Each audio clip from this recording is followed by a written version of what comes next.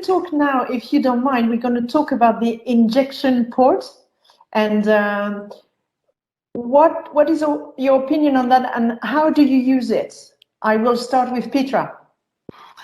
So we use an injection port usually directly attached onto the catheter. It's sort of linear. It's just a sort of bung on the end of it rather than coming from above. And we use it usually for inducing anesthesia or IV antibiotics. If we have a patient on intravenous fluids, then we tend to use a port as well, so that we've got access to it. Okay, and what about the extension set?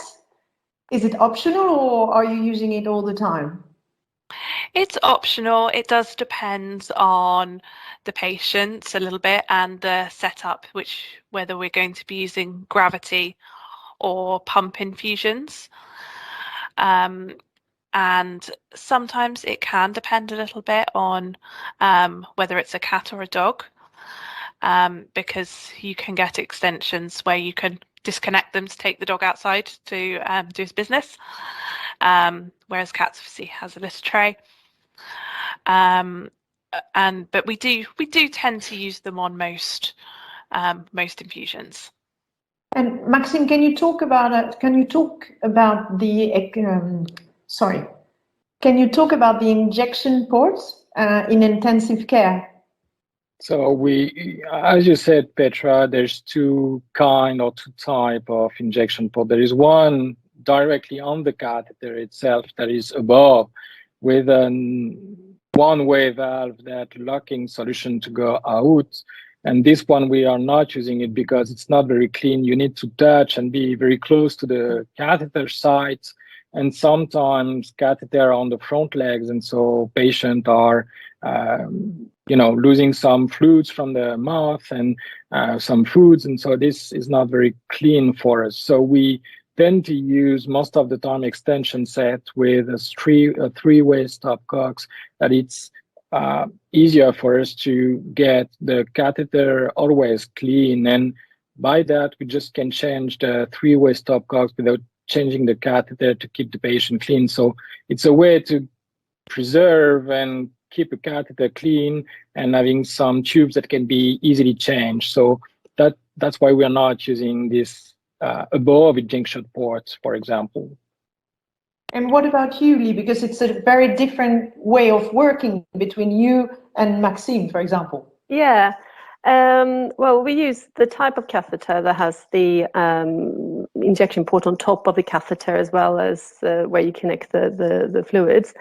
And in patients that are anesthetized and so on, that's mainly the port we use, the one on top.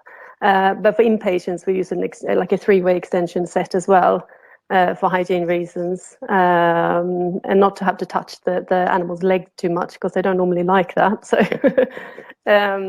yeah, but we use the type of catheter that you can inject on top. And also, once again, it's mainly hygiene reasons. We don't want to have to unscrew the lid and have blood come out of the catheter before we then connect the whatever it is that we're giving, sedative or anesthesia. And what about you, Maxime? Would you recommend to use it or not? As Lee said, for short anesthesia, you can use a on-top injection site because it's way easier, and the patient will sometimes keep the catheter only for 1 day. So that's not a big issue in terms of hygiene and easy and safety. But for long-term or hospitalized patient, I think we should care about that. And that's why we are not using it, but we are using injectable stops. So it's kind of the ending that we can go with a needle screw.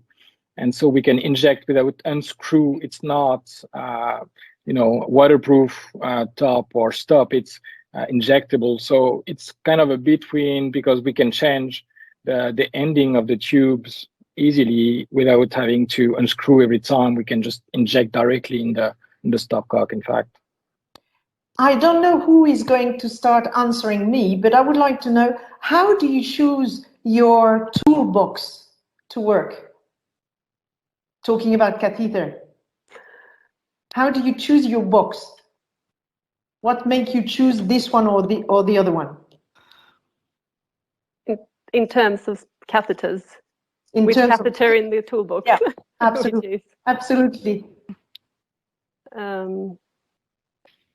mean, to be honest, we don't like to keep that many types of catheter in the toolbox because that makes it much more difficult for us to place them. You know, it's what we talked about before. You know, you get good at putting one type of catheter in, and it can change just very slightly, and then all of a sudden becomes very difficult. At the moment with COVID, we've had trouble finding or getting our normal catheters in from time to time, and we've had to get other brands, which has caused a lot of problems for us.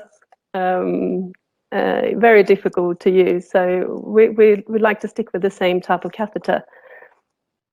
Okay. Was that the answer to your question? Yes. The idea is to open the mind about what is new and what you can use and how to improve the way you work. That was the point of my question. Is when you do your toolbox, how do you open your mind to new things? Petra? So similar to Lee, I tend to like to have something in my practice that everybody likes. All vets and all nurses are happy with the same thing, as well as having a few maybe slightly different options, just in case you find yourself in a tricky situation. You're struggling to get a vein. Maybe it's time to have a little rethink on this particular patient. And what about you, Maxime? So like our colleagues, I think that once you get the use on one type of catheter, it's like a good choose. You won't change unless they are really dying because you feel so good. So I think that for the catheter, it's very difficult to change, and we need to be sure to try, test, and be convinced that we feel comfortable with them. Otherwise, it won't be easy to change a lot of people to use it, because when we are working in big structure, there's maybe 50 people placing catheters. So we need to convince 50 people that are happy with the new catheter. And so, like you said, people don't like change, I think. So does it mean that the change has to be in schools? A sort of education about that? Excuse me, sorry everyone. I think that's quite difficult to implement. I mean, people, they work in all over Europe now, so a lot of people have education from other countries, and I don't think we should tell people which catheter they should be using. It's probably nice in schools if they can try different types, so that when they come out to practice, they have seen that there are different types of catheters. I think probably most people get used to the catheter that they have in their first job. Yeah, so that's probably where you're going to be most comfortable.